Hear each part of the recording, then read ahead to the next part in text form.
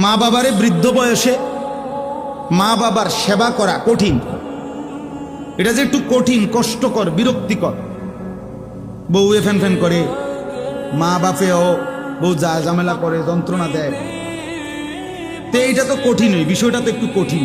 তো বিষয়টা কঠিন দেখে তো এত নেকি, নাহলে এত নেকির ঘোষণা কেন বললো?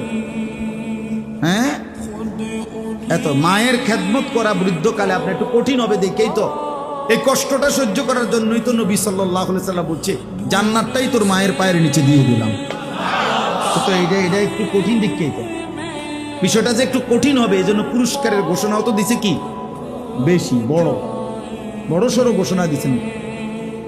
তাইলে আপনি এটা কি মামুলি মনে করছেন? আখেরাত অর্জন হবে, মায়ের খুশির উপরে জান্নাত পেয়ে যাবেন। জান্নাত কি মামুর বাড়ি? জান্নাত কি 2টা রুম আর একটা বারিন্দা নাকি?